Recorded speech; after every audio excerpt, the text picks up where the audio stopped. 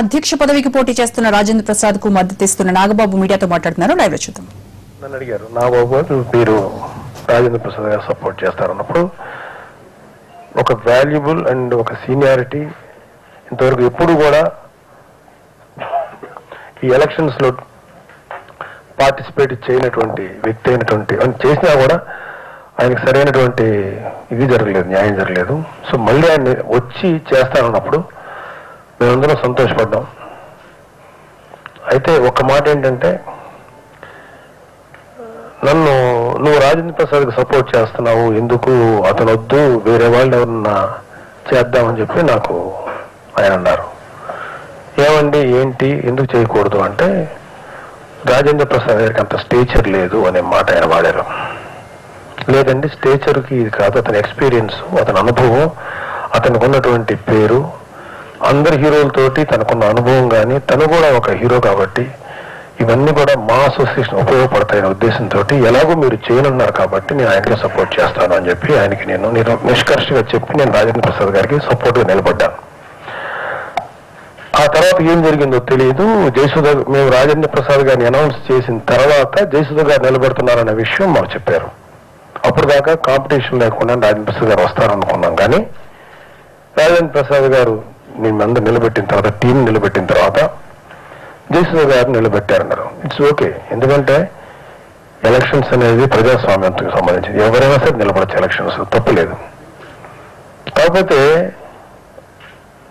చాలా దారుణమైన విషయం ఏంటంటే, వీళ్ళు ఏదో రాజకీయాలు చేస్తున్నారు, రాజకీయ ప్రలోభాలు చేస్తున్నారు, ఆర్టిస్టులు బెదిరిస్తున్నారు, ఇలాంటి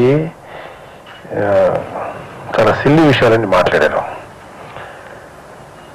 అలాగే నాకు రాజేంద్ర ప్రసాద్ సపోర్ట్ ఇస్తానండి. ఒకసారి రాజేంద్ర ప్రసాద్కి నేను నిలబడతాను అనిన తర్వాత రిజల్ట్ గురించి కానీ జరగబోయేటువంటి ఫలితాల గురించి కానీ ఊహించి నేను వెనక్కి తగ్గే ప్రసక్తి లేదు. ఖచ్చితంగా రాజేంద్ర ప్రసాద్కి ఎలక్షన్స్ అయ్యే వరకు నేను ఆయనకి నా మనస్ఫూర్తిగా నా మద్దతు తెలియజేస్తున్నాను. అంతే, దీంట్లో నిజంగా మనం పోగొట్టుకునేది ఏం లేదు, వచ్చేది కూడా ఏం లేదు. ఒకటైతే నిజం,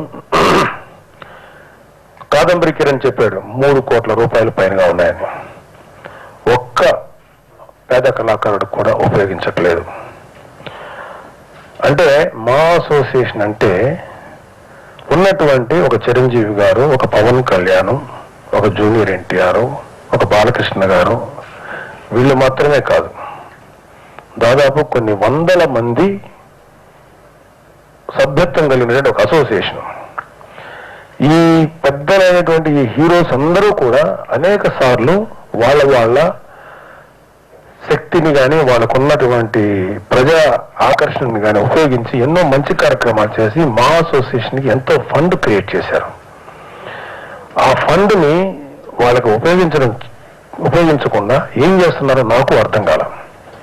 అతి దారుణంగా నాకు బాగా హర్ట్ అయిన విషయం ఏంటంటే, బాగా ఫీల్ అయిన విషయం, మా association membership 1 lakh, associate membership అని ఒకటి ఉండేది అంతకుముందు మేము ఉన్నప్పుడు, అది తీసేశారు. 1 lakh అంటే మా అసోసియేషన్లోకి ఎవరూ రాకూడదు అని చెప్పి గేట్లు వేసేసారా? ఇంకా మా అసోసియేషన్లో ఇప్పుడు దాకా ఎంతమంది ఉన్నారు, వీళ్ళు తప్ప వేరే వాళ్ళు రాకూడదా? ఇవాళ ప్రతి వాళ్ళకు 10 పిక్చర్లు చేసిన తర్వాత మా అసోసియేషన్లోకి వాళ్ళకి 1 lakh పెడితే రాగలరా? ఒక ఇప్పుడే పేరు తెచ్చుకున్న ఒక క్యారెక్టర్ యాక్టర్ ఉంటాడు, అతను కొన్ని సినిమాలు యాక్ట్ చేస్తాడు, అతనికి మా స్టేషన్లో మెంబర్షిప్ చేస్తే అదొక ప్రివిలేజ్గా ఫీల్ అయ్యి వస్తారంటే ₹1,00,000 అతని దగ్గర కలెక్ట్ చేస్తున్నారు. అలాగే మా స్టేషన్కి మెడిక్లెయిమ్లో కనీసం అందరి దగ్గర మనం వాళ్ళ దగ్గర డబ్బులు తీసుకోవాలి. ఎందుకంటే అందరూ కొంతమంది ఉన్నవాళ్ళు ఉన్నారు. మేము ఉన్నప్పుడైతే నేనైతే నా పేరు తీసేసాను మెడికల్, ఎందుకంటే నాకు వేరే విధంగా చేయించుకుంటున్నాను. మా అసోసియేషన్ డబ్బు 1 పైసా కూడా నేను మెడిక్లెయిమ్ నా వల్ల ఖర్చు కవర్ నేను వెనక్కి వెళ్ళిపోయాను. అలాగే చాలా మంది పెద్దలు వెనక్కి వెళ్ళిపోయారు, వాళ్ళు దీన్ని తీసుకోవట్లా. కానీ కనీసం ఒక 150 మంది పేద కళాకారులకైనా మా అసోసియేషన్ తరఫున ఎవ్రీ ఇయర్ కట్టలేరా? ఏం చేసుకుంటారు ఈ డబ్బంతా? ఎవరి కోసం ఈ డబ్బంతా?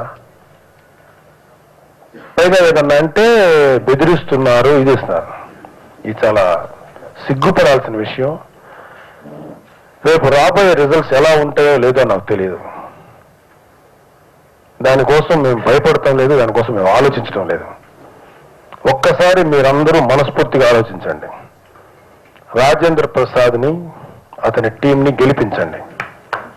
ఎందుకంటానంటే ఒక్కడు చాలు మార్పుకి.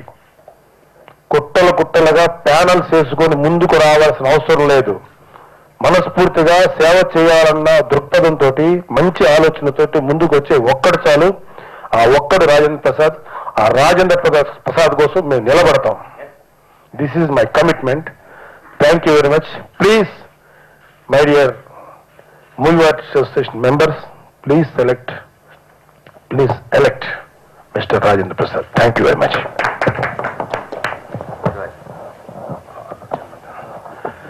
ఏమనుకోవద్దు, చాలా హెక్టిక్ వర్క్లో నేను వచ్చి నా మద్దతు తెలియజేశాను. మీటింగ్ చివరిదాకా ఉండలేనందుకు ఏమనుకోవద్దు, క్షమించండి ప్లీజ్. నాకు ఒక చిన్న వెళ్ళటానికి పర్మిషన్ ఇవ్వండి. Thank you very much. Please stay back.